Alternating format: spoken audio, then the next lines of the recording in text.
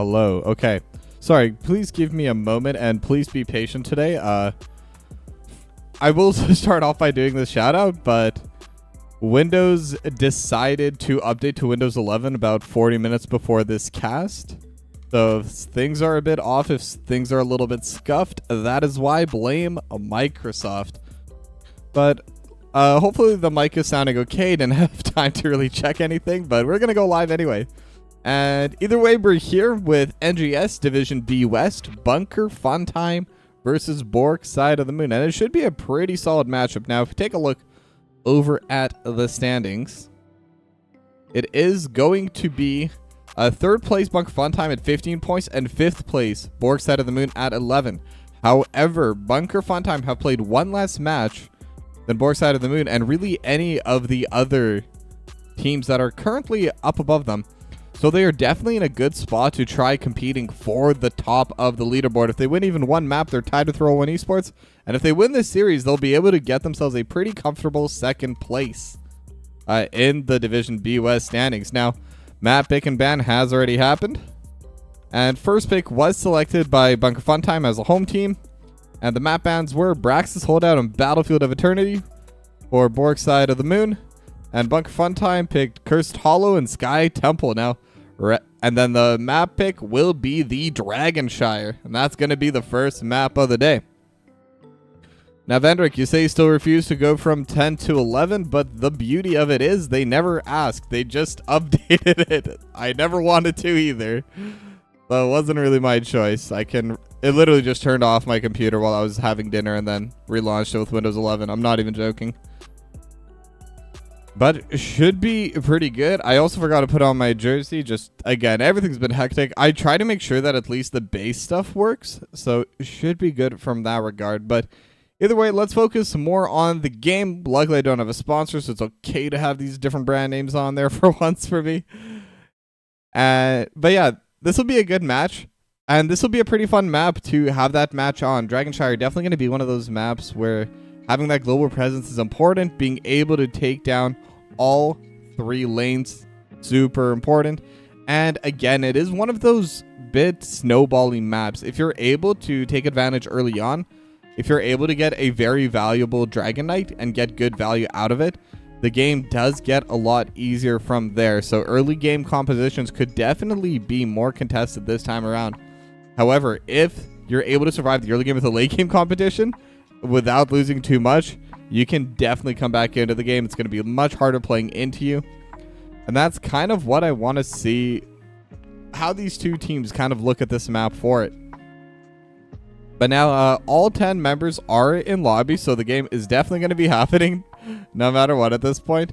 And normally I don't need that PSA, but I mean, we've seen how the last week went. Though we did not have a pause yesterday, and I will forever be grateful for that. So yeah, we should be having our ready check soon. It looks like one member is just missing right now, but once they're back, we can get going. Now, for Bork Side of the Moon, they do swap out their players every now and then. So their lineup for tonight, for anyone who's curious, is ATD09, Bacon, Smoke, Silver Spy, and Cutie Puppy. So they will be playing with that lineup at the very least for game one. Now, Bunker Fun Time going to be playing Zednem, Young Tex, Alumini Bree, Die Cello, and Raven X. And I'm really excited to watch this game because, I'll be honest, it's a little biased, but B West, if I was to compete in NGS, I think this is the division I'd be playing in. At least based off my rank, I've peaked at Plat 3 this season. I've had some competitive experience before, and I'm on the West Coast. So this is around where I would be. So it's a lot more fun for me to kind of watch the meta picks here because this is a lot more relevant to my experiences in Storm League. And if I ever do decide to get back into competitive gaming, this would be my experience in competition. But the ready check has come through.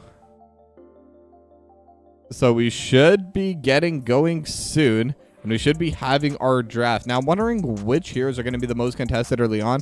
Obviously, stuff like Dahaka are super powerful in Dragonshire. But I've noticed Rexar, depending on if a team's able to play it, can get some pretty nifty value on this map simply because they're able to take control of the shrines without leaving the lane, and they definitely lose a lot of pressure on that. And now we should be heading into draft right about now. Dragonshire.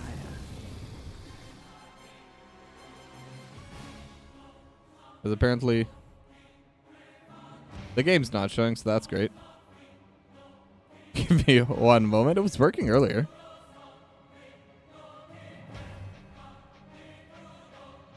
Okay, give me one moment as I try to get that going.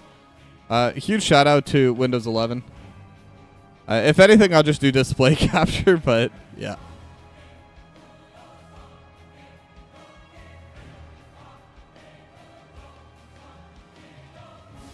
Why isn't it showing? Okay, that was working fine until I went live. Guess I can try game capture? I know that sometimes works.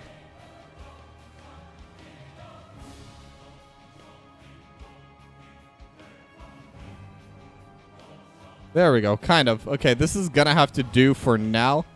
I don't know how great this is gonna be. I don't know if it's gonna work while I tab out, but again, I do apologize for the scuffness, but luckily we haven't missed too much of the draft yet. It is just gonna be the Genji getting banned by Bunker Funtime.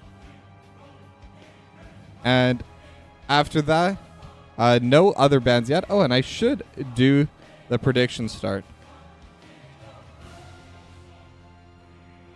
There we go. Okay, everything's working. Is it scuffed? Yes. Will we get it working? Also, yes. And that's what is important. Oh, someone's just black screen. Okay. So this means I might actually have some time to fix this. Okay, let me see what's going on here. Because window mode was working before. So I have no reason to think it wouldn't.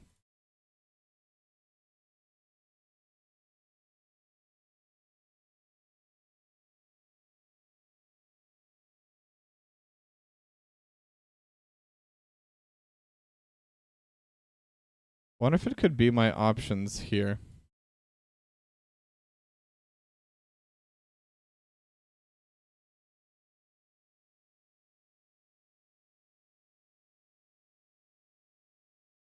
Also got the music back on, I guess, while we're waiting. So I'm just gonna go to starting soon while I try to figure this out. So please give me one moment.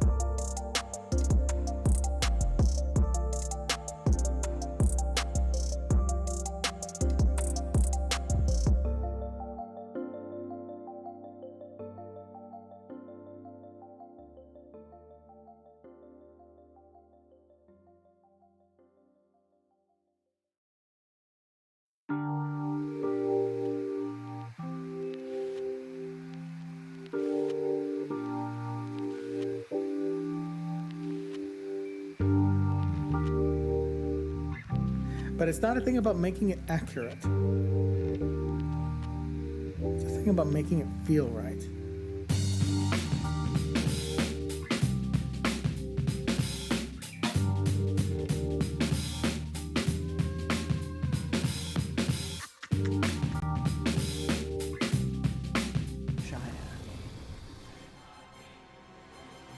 All right, and we are back. Should be okay for a little bit. But yeah, either way, the next set is going to be here. We should be redoing the exact same bans. One of the players' PCs just kind of black screened out of nowhere, so they had to restart the game. Weren't able to get any bans going, and I'm sure we could all see why that could be an issue. But either way, okay, we're in the draft. I think I have everything set up the way it should be. Oh, man, this is going to be a pain. I think after game one, if the microphone is okay, if the sound ends up being okay, we should be fine going forward. And the sound does look like it's fine, so should be good. But either way, Genji going to be the first ban. Stukov to follow for Bunker Fun Time. The Haka and the Zul'jin going to be banned away by Bork Side of the Moon. And Young Tech's immediately going to lock in the Vala. Now, Vala's a pretty strong hyper carry. Scales ridiculously well into the late game. But it's also pretty strong. Sorry, but it's also pretty strong across most points of the match. But now will get countered by Sylvanas, played by Bacon, and Anubarak, played by ATD09. Now, Sylvanas actually can win in terms of raw DPS, but Sylvanas has a harder time choosing the targets for it, but also provides a bit of value with that Wailing Arrow as they do get it later on into the game. But Anubarak also going to be very good at locking down this Vala. That Cocoon is not dodgeable, and with the right setup, you can just dump everything immediately on afterwards. Now, Daicello going to lock in the Rhaegar, and Zedam going to lock in the Joanna as we're heading into the next set of bans. I mean, Bunker Funtime have the kind of composition where it's all pretty standard picks so far. They haven't really shown too much of how they want to play the game. Joanna, obviously, a lot better just holding a zone. And for a map like Dragonshire, that's pretty good. Just being able to sit on the shrine. Very difficult to move the Joanna away. And with a blind as well, going to lower Sylvanas' DPS considerably. And Malthael is going to be the ban for Bork Side of the Moon, with Anduin following for Bunker Funtime. That's going to be some pretty solid bans. The healer pool only down by 2, but they're still going to have to find out who they're going to... they still need to find their healer for Bork Side of the Moon. Now, there's still a couple picks left. I mean, Brightwing is available if they want to do that, if they want to have some more of that global presence. And with a lack of overall lockdown, I think it could be good. The Soothing Mist will do well into Blessed Shield. But they're doing a pretty different strategy here. It's going to be Tyrael on Cutie Puppy and Karazim on Silver Spy. Now, I am assuming that Cutie Puppy is going to be playing off-lane Tyrael. This is going to be the Bruiser Tyrael, as ATD09 is typically the main tank, and Anubarak definitely struggles more in the off-lane. I've seen this played in Europe pretty often. I've been watching some of that Heroes Lounge action. And Tyrael in the offlane is very popular there right now. It's pretty strong too. But going to be a lot of fun to be able to cast that. As Alamini Bree going to lock in the Sonya, and Raven X going to lock in the Falstad. So they do get one global with the flight coming out of Falstad. And on the side of Smoke, they still need to pick one more hero. Most likely this will be a carry. Sylvanas does decent damage, but the rest of their team will need someone else behind it. And it is going to be the Leoric. So Smoke's in the off lane. And then this is a very interesting composition. 2 tank, Karazim healer, Smoke, Leoric off lane. Alright. So my analysis here is this is above my pay grade and not at all with anything I can analyze. So I think all I'm going to do is I'm going to yell at my screen while they're going to be doing things on the side of Bork Side of the Moon. And we're going to see what this strategy entails, but I'm really looking forward to it. I always love seeing new stuff as we head into game number 1.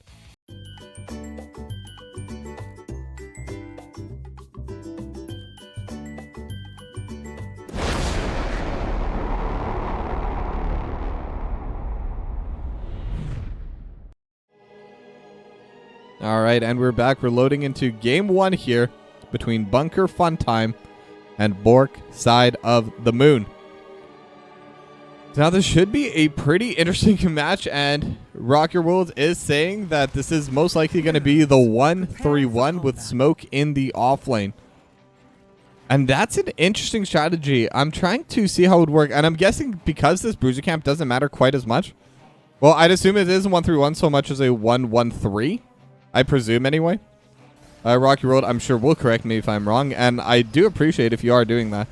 Oh no, it is 1-3-1, so it's just anchoring. Interesting. I'm going to be learning new strats here, and that's always fancy. But either way, I'm going to focus up on the game, and right now it is just going to be Smoke going over to the mid lane while the rest of the roster does move to the bot side. They do have the Sylvanas, they do have the Anubarak, 2 heroes that are very good at pushing onto these lanes right away, and they're just immediately going to start powering down onto this bottom cannon tower, but the fight could be coming through. Zedam with a Condemn able to land it onto 3, but ATD was still unstoppable, and Bacon will be able to just jump out And that will be that. Now, in terms of talents, it is going to be Creed of the Hunter, so auto attack Vala, and going to be the Hammerang build coming out of the Falstad. Those are the two typically different builds, the two different stacking quests. In terms of the heroes is what we're going to see. And right now, it seems to be kind of a 1-2-2 composition. So that's very interesting. But now the 3 will come mid, and it looks like Rocker Worlds was right all along. Leaking scrim stuff in my chat. I'm sure that's not what's going on, but I will still say that's nonsense anyway, just for fun. And yeah, it does look like it's the 131 Cutie Puppy just going to be sitting over in the bot side. And obviously, Tyrell's incredibly safe, super tanky, has a built-in shield, is able to dash pretty long distances. So Soak is pretty safe as long as they're willing to trade health for it. And I mean, if you're Tyrell, you can very comfortably trade a little bit of HP for that extra little bit of pressure. Now, Siege Camp's going to get collected by both these two teams, as now they are grouping together towards the mid lane. The Impale is going to land on it too, but it's more just to create some space, buy a little bit of time, as Silver Spine Bacon immediately going to get started on the Bruiser Camp. Okay, I think I'm starting to see the idea behind this. It's more about being able to grab those neutrals while Smoke is still able to hold the lane.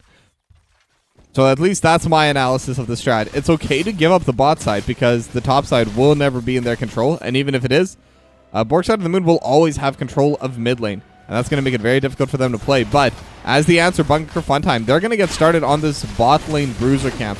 And I think this is the proper answer. And this was my concern with this strategy. Even if you do have the anchor in the bot side and you are able to get the different camps earlier on, this bot side camp is kind of the neutral one. It is safer to take compared to trying to steal the enemy camp. And with this, they're going to have a pretty solid push. ATD09 is going to come here to help support. But with the Siege camp, with the Bruiser camp pushing together, this wall is getting absolutely shredded already. And they don't have the wave clear to deal with this. Now Silver Spy is going to be there on the back line. Bacon is here as well. But the entire wall is already gone. And now they're looking towards Silver Spy. One more hit. Silver Spy with the auto, the Hungry Arrow, not going to be able to follow. But Young Tex looking for the hit. And unfortunately autoed onto a minion at one point during that fight. And that's going to let Silver Spy get out safely. But now Smoke also getting pretty good value for the push on the opposite end of the map. And that is where this strategy, I'm assuming anyway, is supposed to be pressuring. Just kind of to pressure out over to the stops. So now Cutie Puppy just trading a bit with Young Tex, forced to vault away. And with Hungry Arrows should be fine. But Young Tex just stacking up the Creed of the Hunter already at 45. Now they do have control and they're jumping on a Young Tex with the stunts. But the cleanse is coming out. The heals from Cello are going to be coming out. And Young Tex will be okay for now. Now the trading still growing in this top side. Now I believe this is a Leoric favored matchup if the Drain Hope lands. Whoever hits, if Drain Hope lands, it's waiting for the Leoric. If Drain Hope doesn't land, it's waiting for the Sonya. And that's going to be like that for every single trade. But now ITD looking for Alumini Bree. With the Bro Charge, able to land it with the Impale, and that should be it. Alumini Bree got to go down as first blood.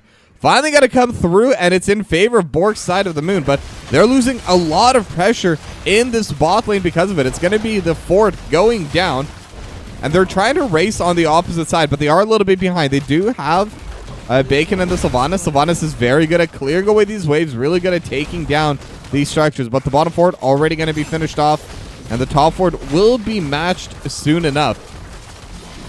Yeah, this is a very different Dragonshire from the one I'm used to. I'm used to seeing both teams just kind of try to fight it out in that typical 1-0-4 fashion. But right now, Bunker Funtime, they have the faster move, and they're just pressing into the mid lane. Already took down most of the wall. Zednam is going to be there in the back line. Wailing Arrow is going to come through. Oh, sorry, not Wailing Arrow, Haunting Wave. But Zednam starting a reload, and they have 3 in the Bro Charge. Young Tex is going to go down. It is just going to be the one kill, but Bork Side of the Moon going to be able to take control of this fight. And because of that, they're going to come to the bot lane, and they're going to start taking that siege camp.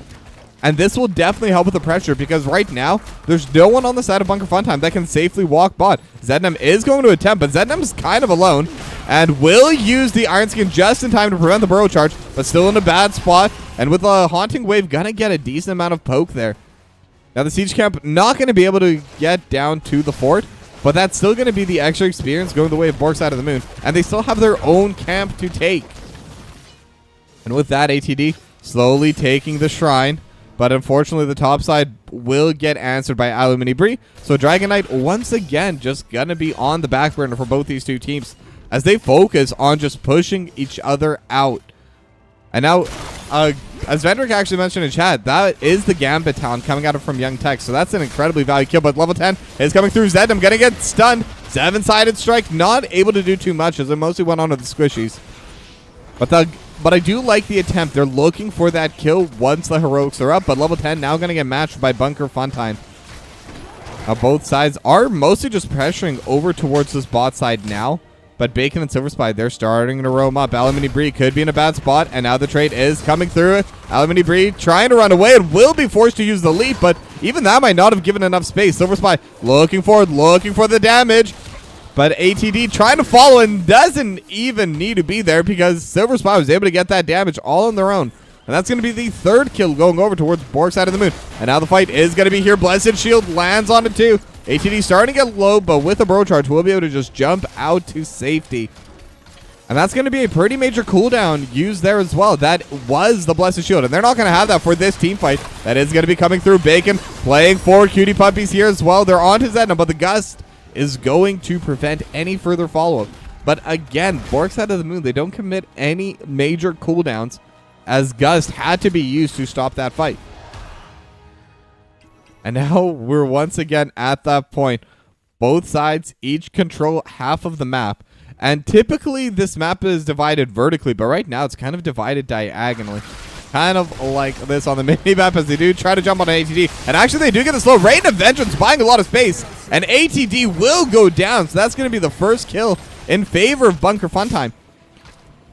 And now they could try and look for the Dragon Knight. They will have Alumini Bree over on the top side. But again, Cutie Puppy is going to be able to take that bottom shrine. But they do have the push in the mid lane. Zednam starting to get decently low. But the Entomb comes through and it's on to Died Shell. But the Condemn of the Rain of Vengeance lands onto so many members. Zednam still tanking up the fort as Young Tex goes forward. But does take 3 fort shots. Will be forced to back away. Cutie Puppy going to try to play aggressively. But with a shield glare, not going to be able to play quite as easily as normal, as Raven X will use Flight to take control of this bottom shrine. But Cutie Puppy's here, ATD is here. But right now, there's no one here to stop this, and Dicello will be able to get the Dragon Knight. So that's going to be the first objective going in favor of Bunker Funtime, as Bork Side of the Moon have the level 13 talent advantage. But one thing that Bork Side of the Moon could try, the healer is the one that's in there as Young Tex could be getting jumped upon, gets hit with the Impale. Do they have any follow-up? They have the Cocoon on his Zednam as Silver Spy trying to run down Young Tex, but with the move speed, will be able to get away.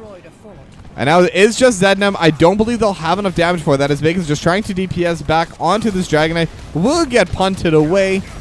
And Zednam still in a decently bad spot, but as the main tank is survived for quite a bit, but with no healer, they might have enough damage. Leap onto the backside. Rain of Vengeance is going to land as well. Silver Spy just trying to survive in the backline and will be able to back away from that fight, but that's just giving more space to this Dragon Knight.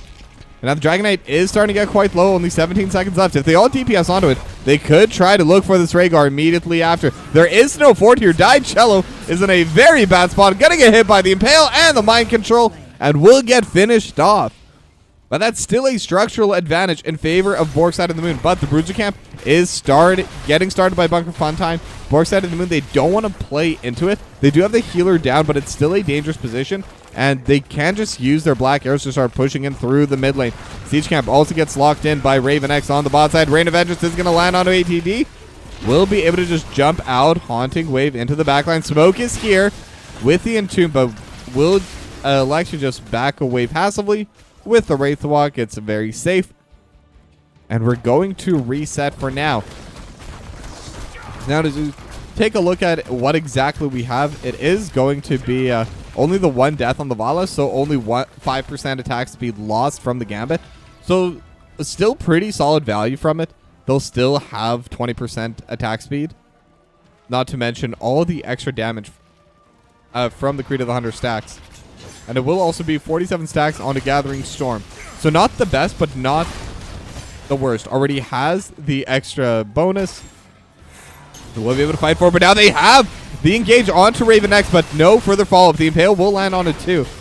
And interestingly enough, I don't think I've actually seen Judgment used yet. So that will be at least the first cast that I've noticed. Whether or not I filmed one or not is a completely different story potentially. But that will be the Bruiser Camp going over towards Bunker Funtime. Level 16 about to get hit by both teams, but Bork Side of the Moon will be able to get it first. And now they're just pushing into the mid lane immediately. They have the Shadow Daggers. They have the black arrows. And that will be the entire mid lane wall getting finished off here. And now with that, ATD will back away. The wave is fully pushed in. And they do have to deal with the Bruiser Camp over in this bot side. But their top lane is pushed in pretty handedly. And they should be able to control at least one of these shrines. Smoke is just going to be roaming up top. But all 5 members of Bunker Funtime looking for this bot lane play as ATD actually going to try sneaking this. I don't know how well that's going to work out, but with the burrow charge, we'll be able to just leave as Cutie Puppy just trading into Young Tex. But Dicello has the chain healing. They will be able to heal back up. And overall, we'll be safe as Raven X is going to use Flight to get to the top side. As now this could be an opportunity for them to fight. And Leap actually going to get used, but it is only going to get used onto the Sylvanas. Bacon is still alive. They have the mind control. They have the Impale and the Judgment after that. But they will be able to take down the Vala. That's another stack gone. Zednam will follow. Raven X is still alive. Will gust them back into the fort, but Black Arrows have been used for safety. Dicello going to get hit by one, but not going to get hit by the Impale. Ancestral Healing will come out. Will it be enough? But no, with Bacon and Silver Spine's damage, that is going to be a 3-for-0 and make that a 4-for-0 as Cutie Puppy able to take down the Sonya in the off lane. And with that, they have a massive wave pushing into this top lane wall. Cutie Puppy just going to slowly but surely start burning everything down. And they will be able to get the Dragon Knight here as well. It looks like they're going to be giving it over to ATD. And now it's time for Bork's Side of the Moon to answer.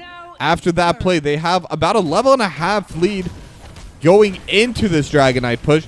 Let's see how much more they can get out of it.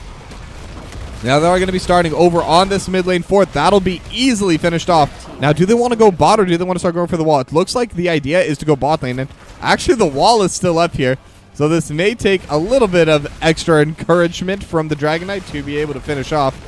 But once again, they have the inside track. They have a very healthy Dragon Knight. And they have the last fort that Bunker Funtime had standing. And they still have a lot of HP. They still have 45 seconds. And can even start looking towards this bot lane wall. They could potentially look for the keep, but I think with the entire roster of Bunker Funtime here, they should be able to defend against it pretty well. But the Dragon Knight can just kind of walk between the two lanes, just use that little breath attack. It does quite a bit of damage. Just Alamini Bree gonna get kicked away. But now with the Gust, they could be looking for the fight, but with Alamini kicked away, they don't have the follow-up. Raven X is going to get hit by the Haunting Wave, and they will be able to prevent any more push as ATD going to get kicked out of the Dragon Knight, but will be safe overall with that bro charge. Just now Raven X looking for the backline, but now they have the Cocoon, and now the fight's really starting. The Entomb lands on a 2, and they have the Judgment and the Leap at the same time. Both teams just kind of DPS got to each other, but so much damage onto the backline. Bacon is still alive, but will get hit by Alamini Bree. Cutie Puppy trying to fight on the backline, but also not looking great. Young Tex trying to catch up to Cutie Puppy and just needs a couple more hits. Will have the arrow, will have the vault, and the empowered auto will be more than enough as now they get a 3-for-0 in their favor. Now, unfortunately for them, there is no Dragon Knight to collect, but they can start collecting onto these waves. There's a pretty solid one in mid lane, but will get finished off here by Bork's Side of the Moon. And they do already have a wave in this bot side. They have the siege camp at the very least. The wave is in the middle of the lane. And they're going to start working on this wall as well. And they're going to get a lot more value looking at this wall than Bork Side of the Moon did to their bot wall. And there's still 15 seconds before they have their DPSs back. And this should be the keep just going their way. Level 20 is now hit by both teams. So the Storm talent advantage not going to really be there for Bork Side of the Moon. That was a pretty massive team fight for Bunker Funtime to win. And I got to give a lot of credit to Zednam there. Able to get Condemn and Blessed Shield onto 4. And I think that on its own really turned the fight around. And then with the lead follow-up, with the extra damage coming out from Alamini Bree, they were just able to clear out ATD09 and just kind of follow through after that. Because without the tank, it's a lot harder to play. They did have Smoke trying to deal damage in the back line. Or sorry, not Smoked. Cutie Puppy in the back line, but Tyrael isn't the best in terms of backline dive, at least not on their own. They can provide lockdown, they can stay alive for a long time, but the damage is slow. But now the next set of shrines is available now, but Bunker Funtime going to do their chores first, going to grab their Bruiser Camp before trying to continue their push.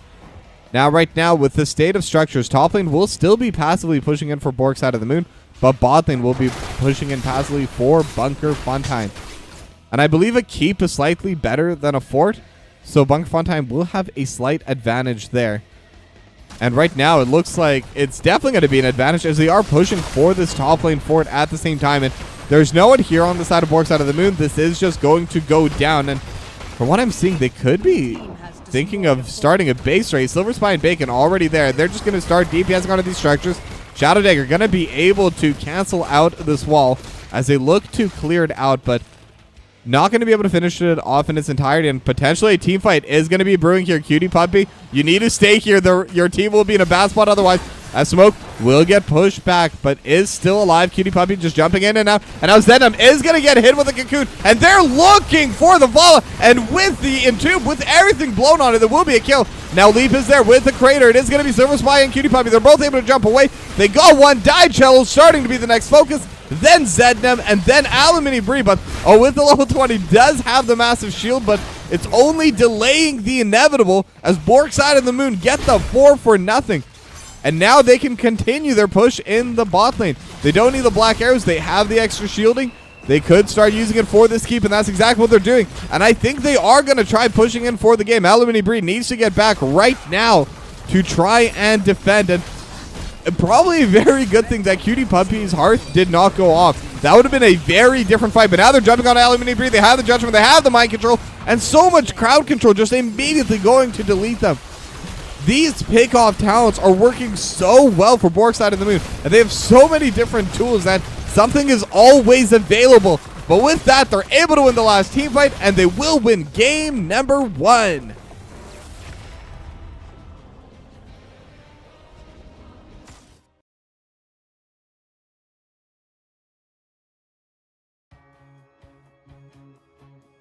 Yes. Sorry, give me one moment. Okay, I guess we're using game capture now. That's what the universe has decided. But that was a very close game, very back and forth, but Bork Side of the Moon able to get that one massive team fight in the end. And I think that's just a great example of a game that is back and forth. You don't know who's going to win until the final straw is finally broken, and Bork Side of the Moon able to come out on top of that. And they had a very unique strategy. I don't think I've ever seen a strat like this. The double tank with Bruiser. Tyrael just kind of being played as a pseudo offlaner. I've seen full offlane Tyrael. I've never seen, what is the exact words? The anchor role for Bork Side of the Moon. And I mean, it clearly worked really well for them. The Judgment, especially in this team fights, really helped out. Really helped their single target burst comp. And they're able to take that win. Now we're going to go to a short break, and when we come back, we'll have game number 2. So don't go anywhere. You know, you want those.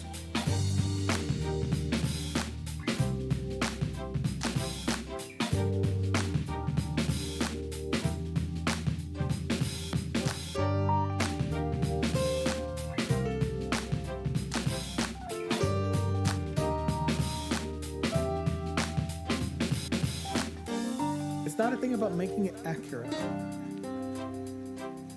It's a thing about making it feel right.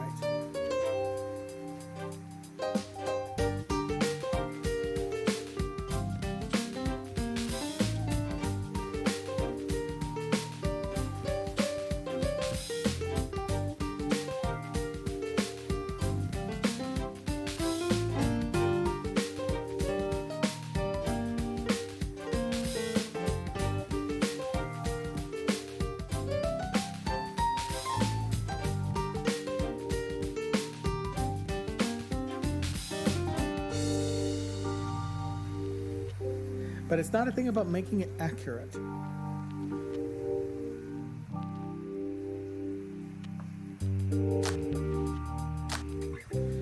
not about getting all the errors out. It's about getting it to feel right.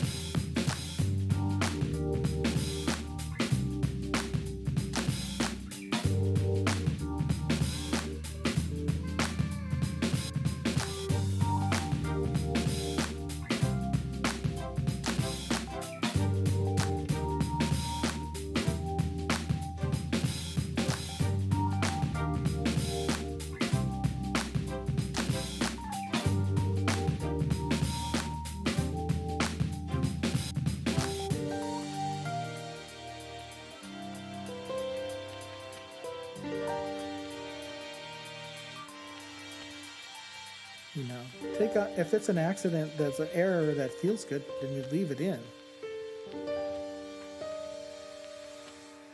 You know, you want those.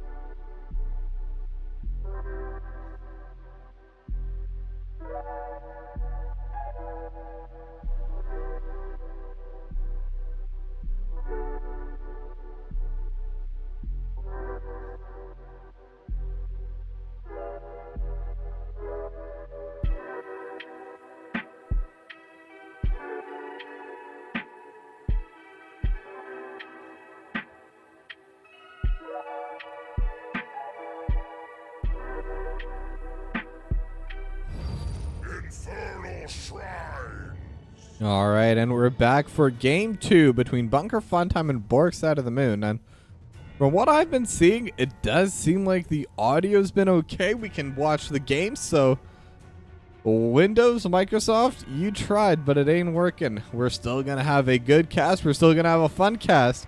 Now we're headed to Infernal Shrines for our second map. Now, Infernal Shrines, ton of fun in my opinion. Probably my favorite big map, just because the Punishers are a lot of fun. And the hero meta on this map's a lot of fun. Having that AoE DPSs and stuff like Tychus, Chromie, always fun to watch and play. But Bunker Funtime gonna ban away the Stukov. Bork Side of the Moon gonna ban away the Dahaka. So we are still following more or less the same bans as the game number 1. And I'm not really too surprised about that, as I should get this next prediction going. Boom. Let's get that going, as Genji will still be the second ban for Bunker Funtime. And I don't remember who Bork Side of the Moon banned, but right now we're still following the exact same ban, so I would be surprised to see if that shifts. Unless there is something they felt they struggled to deal with in game 1. But I don't think there was anything specific, and it was the Zul'jin. Because I don't think there was any hero that they struggled with in Bunker Funtime so much as it was the team itself that caused the back and forth to happen. That's kind of what I meant. Potentially, could have been the Sonya, though. But no Sonya going to be played this time around, as Blaze is going to get locked in for Alumini Bree. And that's going to be a pretty solid offlaner. Definitely going to be able to stay alive a lot longer. It's a lot beefier. The engage is going to be slightly worse, because you're not going to have the leap, but the jet propulsion is still a very solid engage. Less range, it's a bit slower, easier to dodge, but it's a much lower cooldown. And on the opposite end of low cooldown, we have Bork Side of the Moon locking in Leoric for smoke and ETC for ATD09. Now, Leoric's cooldowns are pretty slow, or are pretty short, but ETC's mosh pit 2 whole minutes. Still has the power slide, still has the face mount, so it will be able to engage even without that. And now for the side of Bunker Funtime, the Nazebo going to get locked in for Young Tex and Diablo for Zednem. So it's going to be a pretty high HP lineup, really, for both these two teams right now, from what I'm seeing. The Anoin's going to get banned away by Bork Side of the Moon, but I think there's a lot of value for Tychus from either of these two teams, especially because it is the Infernal Shrines. It's going to be able to deal so much damage, going to be able to have the minigun. The overkill does wonders on those skeletons, and when you're pushing in, Odin will have a ton of value. But this time, they are going to ban away the Sylvana, so Bacon going to be forced onto something else. And I'm still going to be pushing a little bit for the Tychus. It's not necessary. I mean, there are still picks that will do just fine. But I like when I see things. I don't even know how to describe that, but yeah, we're still going to be waiting on these two picks. They still need a healer. They still need their DPSs or whatever other strategy they do bring out. But it's going to be the Vala for Bacon and White Mane for Silver Spy. They're going to have quite a bit of range. They're going to have quite a bit of damage. And Vala at level 16, once that Mana Core comes online, will also be able to shred through the Diablo, the Blaze, and the Nazebo alike. It does rely a little bit more on having Creed of the Hunter talent. It is still doable if you don't go Creed of the Hunter and you go the Hungering Arrow build, but it definitely is stronger with that extra attack speed, with those extra hatred stacks. As Deckard Cain locked in for Dicello and Hanzo locked in for Raven X. Now 10th pick. They have left it for Cutie Puppy, and last time they did pilot that Tyrael Anchor. I don't know if they would want to go the same strategy on something like Infernal Shrines, because you don't need every lane in your favor at all times, just the one. But I'm definitely not going to be able to predict what they pick. This is a very different type of team.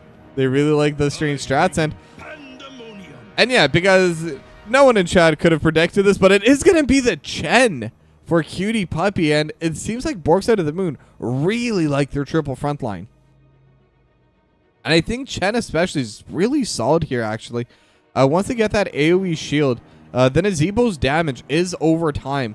So with that shield constantly propagating, they could negate basically all of it. Hanzo will be really good at taking down the tanks, especially once they get that Scattershot talent at level 16 as well. But I think I'm favoring Bork side of the moon as we head to game number 2.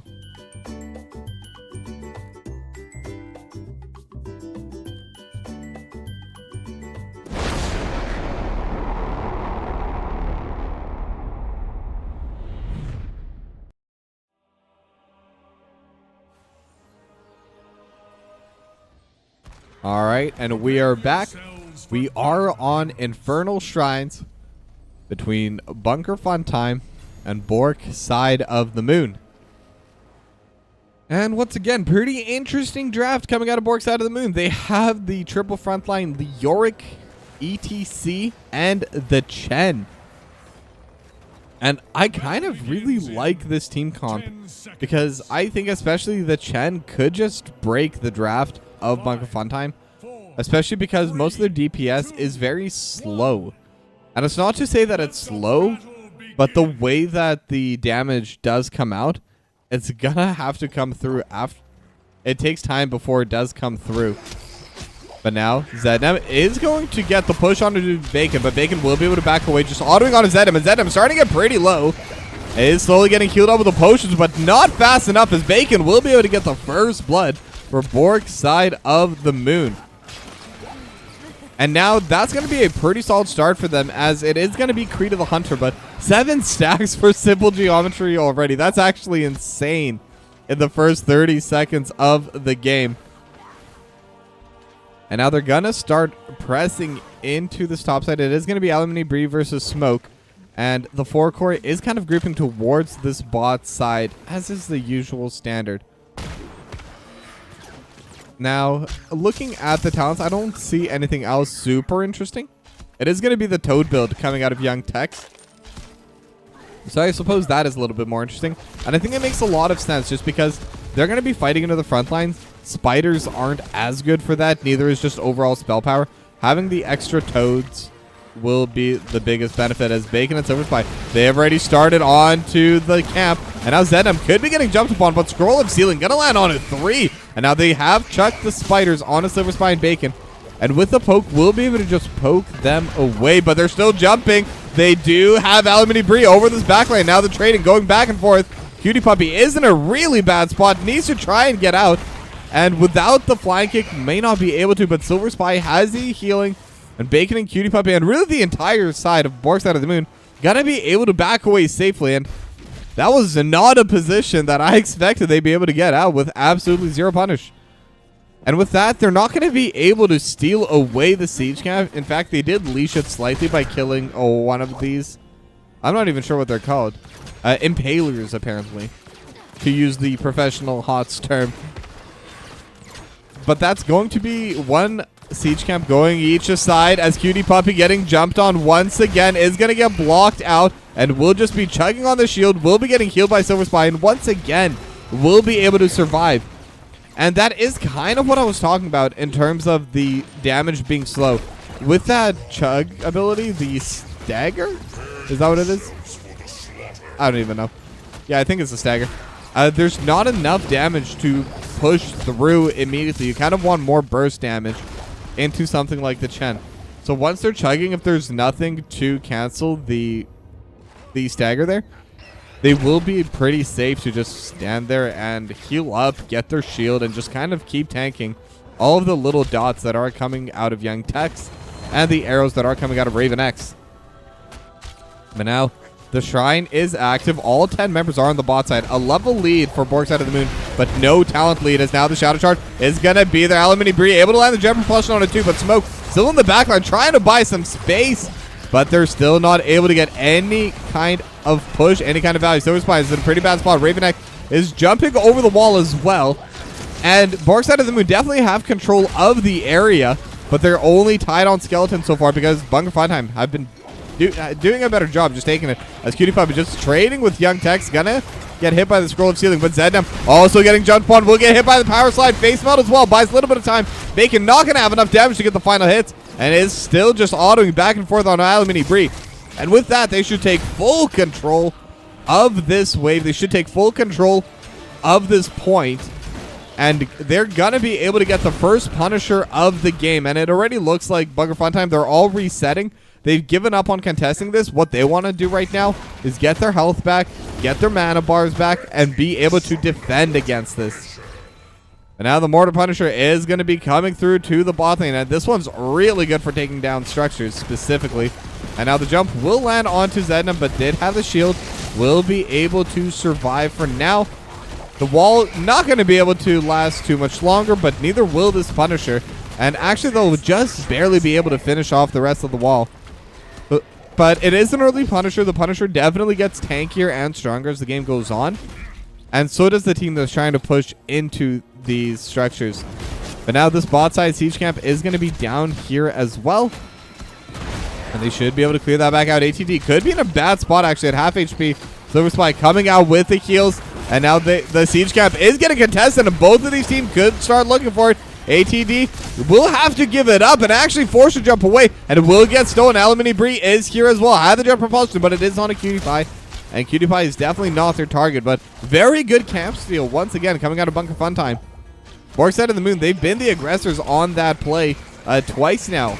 And yet both times Bunker Fun Time just able to bring the 5th member sooner. As said, I'm going to get pushed back. Bacon just auto-attacking back and forth. Already at 79 stacks, by the way. But this Nazebo at 67 Voodoo Ritual is going to be slowly but surely amassing a ton of HP. As once again, this push is just coming through to the bot lane. Bacon just trying to get autos wherever possible. Raven X is getting jumped upon by Cutie Puppy, but is getting healed by Dicello. Should be okay, but Bacon still there, still just autoing, trying to get as many stacks as possible. And the more they get, the more damage they will be able to bring out, as these toads are kind of large.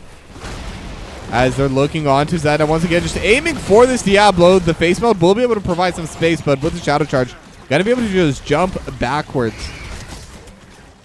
And now it will still be the push going in for Bork side of the moon. ATD not going to be able to engage as Zednam. Going to get hit by the face mode, and the power slide not going to be able to stun the Diablo. And with that, Zednam's going to be able to back away. Does have the well, does have the little health orb. And now Aluminum Breeze coming in from the side. It is 5v4 here. 5v3 now that ATD has reset in favor of Bunker Fun Time. But there's no play to be had unless they do want to engage onto the siege camp. But level 10s are going to be coming out soon for Bork side of the moon. This could be a pretty dangerous spot for them. But with Smoke running back up to the top, so they already have the push in mid, they're just going to be trying to out-soak them over in this bot lane. Or over in this map as Cutie Puppy just going to get burst down. Sorry, I was not expecting Cutie Puppy to go down there. But that will be a kill going their way. And now they have level 10s as well. And now it's a 5v3 over in this bot side. ATD in a pretty bad spot. Rain of Vengeance is going to come through. And they have so much stuns just landing onto the Vala. And that's going to be the first stack gone. 5% attack speed will get removed there. As Smoke continuing to push on the top side. But may not get as much value as Bunker Fun Time are getting over in this mid lane. They're going to get those 2 kills. They're going to get this wall in its entirety. And they've closed the level gap. In fact, they're the ones that have the lead now as well. Now, Scattershot, Simple Geometry is fully stacked now, so that's going to have the extra 2 arrows coming through. But once again, they're just able to push into this mid lane. They've already started damaging onto the fort, and the mid lane shrine is active. They have first move there. Now, the advantage Bork side of the moon have is cooldowns. All of their cooldowns are available, and incidentally, it is going to be the Wandering Tag coming out, in case anyone was wondering. Mosh Pit and Scarlet Aegis. Everything else pretty typical coming out of Bork side of the moon. And I have seen the Earth, Wind, Fire, I think that's what it's called, coming out of some Chen players recently, especially the ones that are playing in the forecourt, but not this time around, as Young Tex is going to get pushed back by Cutie Puppy just a little bit. And they are still grouping up. It is 22-15 in terms of skeleton, so it is pretty even. Cutie Puppy just trying to build space, and neither side has engaged. Now all the heroics are back up for Bunker Fun Time. Looking for the play. Young Tex is getting pretty low. Gets hit by the Entomb. Dragon Arrow gonna go wide as well. And that's a massive kill to get. A Smoke is right back up. They have the power slide. Do they have the face mount? No, but they do have the Apocalypse. Not gonna land onto it, but will buy space now. Scarlet Aegis coming through Zen. I'm still getting chased. And they're just autoing, just using everything. But the healing from Dicello is just too high. Will be able to survive.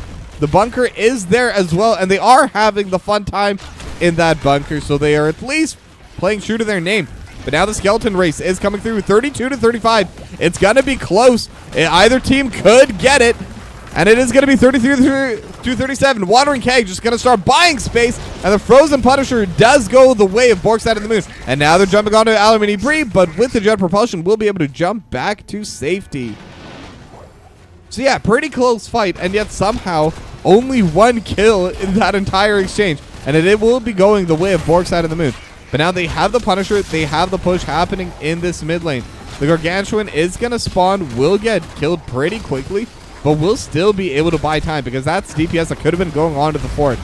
And now ATD looking towards Zednem with the face mount, just going to buy a little bit of time, a little bit of space. They're trying to auto a little bit onto these structures, but it's very difficult. The Punisher will buy a bit of space. Smoke is here. The Entomb once again lands on a Young Tex, but Zednem is going to be able to buy more time. But now Zednem is going to be the one to go down, and Raven next will follow. Dragon Arrow does come through, but it's not enough. Mosh Pit just going to be dancing by themselves like no one's watching, but it doesn't matter because that's still a 2-for-0 in their favor. Now Zednem is going to be back up. Did have to burn the souls for it, but that will be the mid lane fort going down in favor of Bork's side of the moon. And now Cutie Puppies here in the bot lane. A lot of soak to grab there. And level 13 talents are there for Bork's side of the moon. And now third time's their charm. They're getting that camp that they shouldn't have, or that is not on their side of the map. But this time they will be able to take it for themselves and get that extra passive push in the mid lane. And with them having the cannon waves, with them having the siege camps, that mid lane will start pushing in shortly. Now Dragon Arrow is not up, Mosh Pit is not up. Everything else will be ready for this next fight if it does break out in the bot side, as they are trying to jump Bacon, who has lost 1 stack so far, but only the 1. So still has 20% attack speed and is still pretty valuable. And the bonus damage from the Gambit is quite strong, as well as Zednem getting hit back with a Wandering Keg, and they're just chasing onto this Diablo. Smoke is here as well. Has the extra stun with the Rain of Vengeance. Will have more than enough damage, or so I thought, but he is still alive. But not going to be alive for long. As the Alumini Bree also goes in, gets hit by the Power Slide with the Entomb. Bunker is going to come through, but there's nowhere else to go after Bacon. Going to immediately take that down, and Alumini Bree will follow. And with the Wraithwalk, Smoke will be able to back away as well, as it's another 2-for-0 in favor of Bork's side of the moon. And they're just kind of struggling in these team fights. Cutie Puppy just jumping in, not too frightened, and it's just auto-attacking Bacon, going really aggro, going to dodge the Scroll of Sealing as the Gargantuan is going to be in the way, but they're just going to clear it out, and they're going to feel great about it. And as I was saying, they do have the passive push in the mid lane. Already took down most of this wall, and actually will be able to finish it off, as Zednem wants to come down here and defend this fort instead. Now they do have the extra potions. It is going to be the potion of shielding, but Zednem is going to try walking forward, but again, just trying to build some space. Bacon auto attacking back, could be in a bad spot, force the wall away, but with the Wandering Keg will be safe. And with the Frogs, with the Stormbolt, they do have the Dragon Arrow on the 3, but Scarlet Aegis does come out. Bacon still able to auto attack. Smoke is here as well with the Wraithwalk, and Young Tex this time going to be just outside the Entomb, so they're not going to be able to continue on to this push. At least not with the team fight. They're still walking forward. They're still trying to take this fort. And bit by bit, they're getting damaged. They have level 16 talents. And now the Mosh Pit once again just going to be dancing to themselves. Stay a while and listen. Has been thrown out, but it is Smoke and Cutie Puppy. And when you have a team comp that's just this tanky, they can keep trying. They're not really losing much for this. And now the entire team is here. They're going to be going for the Skeletons. They still have the talent advantage. Needs half a level on the side of Bunker Funtime before they can match those extra talents. So it's only going to get harder for them, as Mithril Mace is going to be the quest coming out of Smoke. Now, does take time to stack up a bit, but will eventually have a lot of DPS available. And once again, it looks like Bunker Funtime, they don't want to contest this. Alumini Bree is just going to be pushing out the top side. May be able to take down this fort. I think most likely will. Unless the Bork side of the moon do send someone back. But I think Bork side of the moon, they're willing to trade it for this bottom fort and then maybe something else. Although, as I say that, Smoke is just going to be walking up to the top and should be good from there.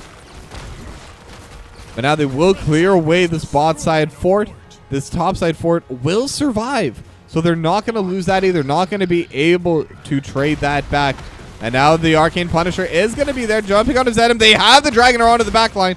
as Bacon and Silver Spy try to back away to safety. They have the Apocalypse as well, but Bacon is still alive, and the Wandering Keg just buying so much space. Bacon once again just rolling away from the backside, and Alumini Bree and Dicello, they're chasing on to Bacon, will get the little bonk stun, and with the slows, they're still trying so hard to kill Bacon. Silver Spy trying to keep them alive, will get rooted up. Crimson Aegis is going to come through, but now Cutie Puppy and ATD, they are back. The Punisher is still pushing on the backside, and now they're dancing with the ATD. Sorry, ETC or ATD. So hard trying to say both, but it is going to be the 1-for-1 so far. Silver Spy in a bad spot, but Bacon dealing so much damage to the Pyromania.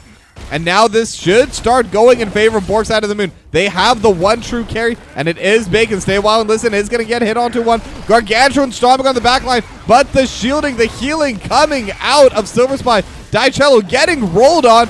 Will be able to dodge away on the stun as Bacon just trying to DPS whoever is in front. Dicello so low, but will survive. Bacon splitting the folks a bit too much, but that's still going to be the teamfight victory in favor of Bork's Side of the Moon. Now the Punisher is gone, did get finished off by the fort, or sorry, by the keep, but they were able to take the keep down to half HP. And now all 5 members are going to be up now for Bunker Fun Time, and it looks like they want to continue to fight here. Dragon Arrow is gonna go wide. Field goal gonna land as the Cutie Puppy just gonna use the Wandering Keg, and we'll be able to just back away safely. Bacon in a bit of a weird spot. Same with Silver Spy, but with the healing, should be able to back away. But Raven X with the Stormbow gonna be able to get the kill. And now Cutie Puppy jumps in with a flying kick. Should follow as well, and that's going to be a 2-4-0 in favor of Bunker Fun Time. Now, Bork's Side of the Moon will be able to take this camp before Bunker Fun Time get there. And they do have a pretty solid push in the top side as well. With that Bruiser camp, they have a push in the mid lane. In fact, the mid lane wall is gone. The top side fort got finished off during that play as well. But they will finally be able to get themselves something back. They will finish off this bot lane fort. But there is an aggressive play in the top side.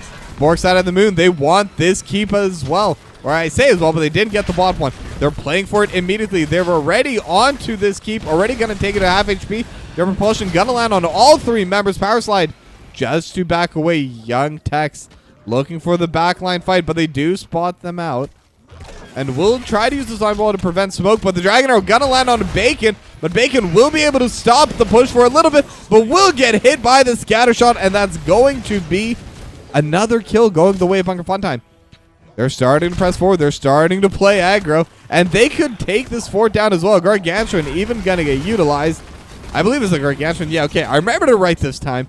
And now they're pushing in forward. Bunker Fun Time in a really good spot, but they need to be careful. They're mid lane. They will lose this mid keep. I think they no longer have a way of defending it, but they will try to trade this for the top lane wall. They've already gotten the fort up here. They're going to be able to get more. And with another kill onto the Vala, that is going to be less attack speed in this next team fight as well. The bunker is coming through, and they're having a Bunker Fun Time. They're just dealing a lot of damage, but now they have smoke coming into the backline. Stay a while and listen. Gonna be able to just get caught on the end of it, unfortunately. But the Entomb is still up. They still have level 20 as well. So they're going to have that silence as the Wandering Keg just pushing them all into the corner. Raven X is in a terrible spot. Gonna get pushed into everything. And the forts will have more than enough DPS as now the silence is coming through. The Entomb, and they will be able to take down 2. How much more can they get? They have the Unstoppable coming out of the Crimson Aegis. And now Bunker Fun Time, they have to back away. They lost 2 members, and they lost their mid lane keep, and there's a pretty solid wave building up there as well.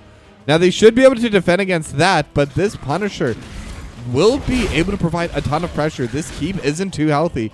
It's just below half HP. They are going to get their level 20s, so they will have their Storm Towns coming out now.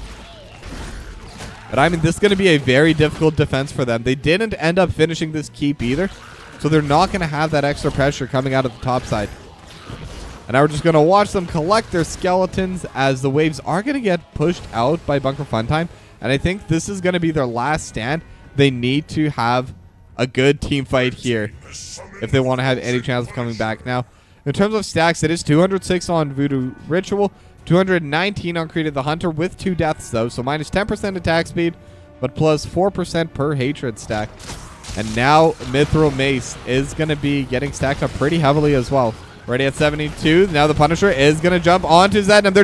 They're trying to burst down this Diablo. Teleport is going to have to get used. Crimson Aegis also pops on the backline. ATD starting to get burst down. Apocalypse is coming through, but not going to be able to land onto any member. Alumini Brie is on the backline onto Bacon, but they do have the Hanzo caught out. But stay a while and listen. Is going to be there. It is going to be ready. And now once again, the bunkers are coming out, and all of their members are hiding in an ATD in the backline.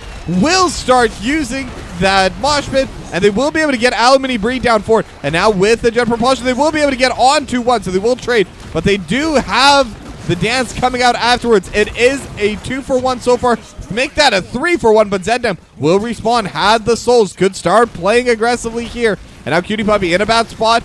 But again, this Chen is so tanky. And now they have Die Shell in a bad spot.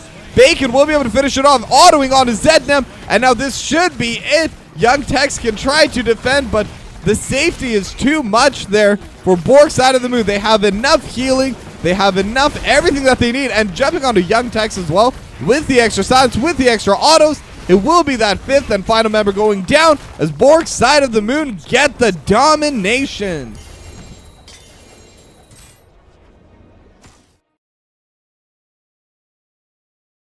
And welcome everyone from Plasticine X's channel. And welcome to Line Bus if it was your raid. I assume this was for GGS? Girls Gang Squad? Yeah, it should have been. It is Friday night. But y'all actually got here right at the end of the series. It was a 2-0 for Bork's side of the moon. And this was a pretty good series there. Now, with this, we are going to be able to try and get an interview. So don't go anywhere quite yet. We still have just a little bit more content left. Let me try and fish someone out from one of these channels.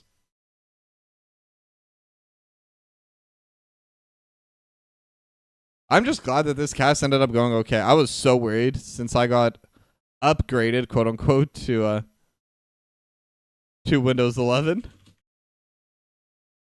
Yeah, hopefully someone will be able to join. Let me just get that set up while I'm doing that. And it was a little bit unfortunate you got here only at the end of that series, but at least you got to see that pretty fantastic finale, if I do say so myself. Huge team fights coming in, lots of damage coming in from both those teams, and I mean, it was a close series. This was a domination for Bork's side of the moon, and I think they definitely deserved it, as I should give people their points. That's probably an idea.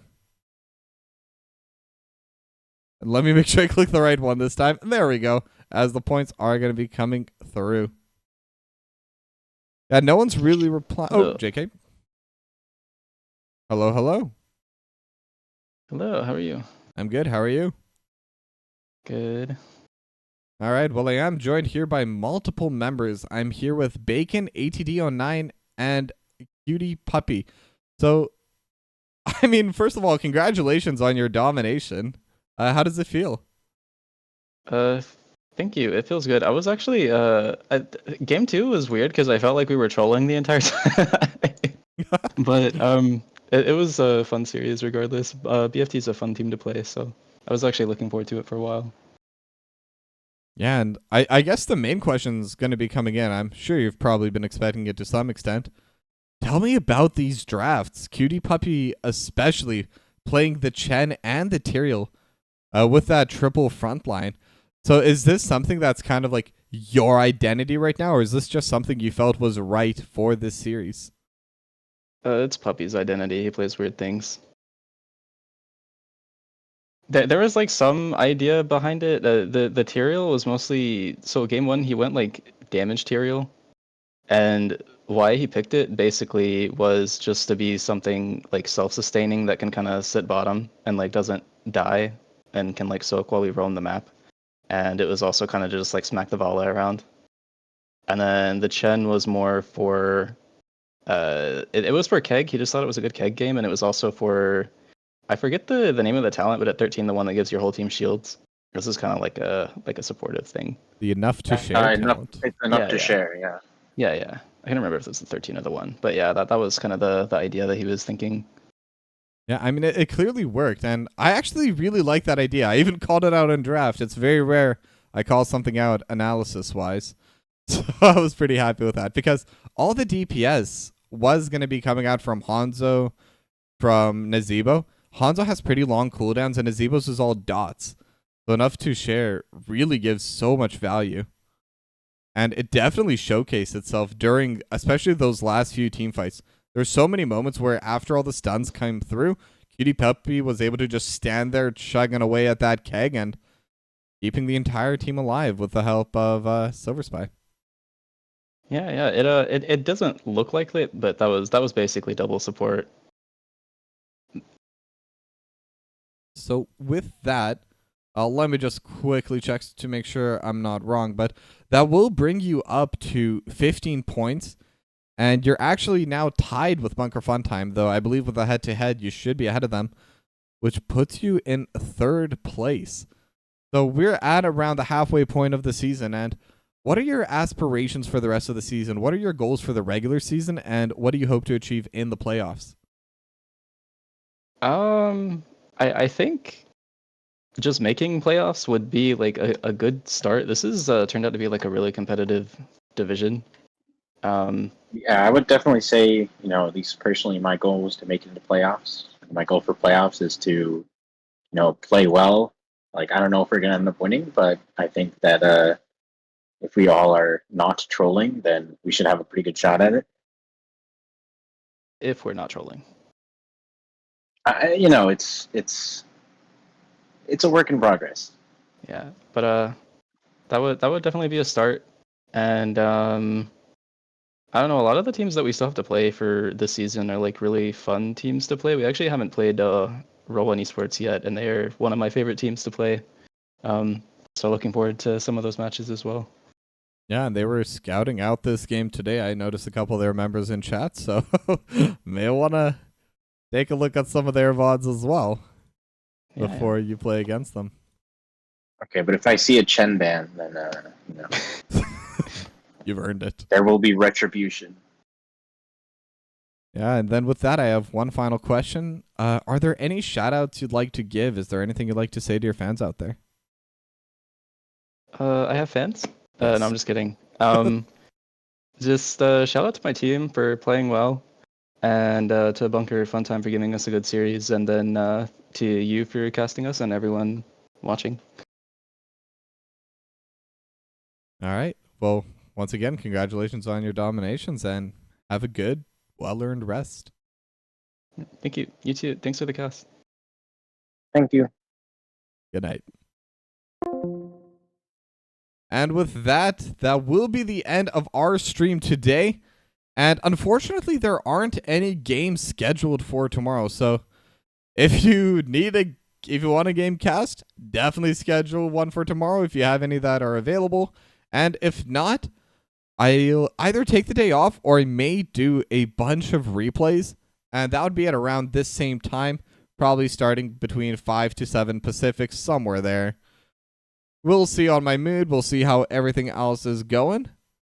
I don't believe there are any other NGS casters out tonight, so I'm not going to raid out. So thank you all for watching, and I'll see you tomorrow. And if not, I'll see you Sunday. Good night and have a good weekend.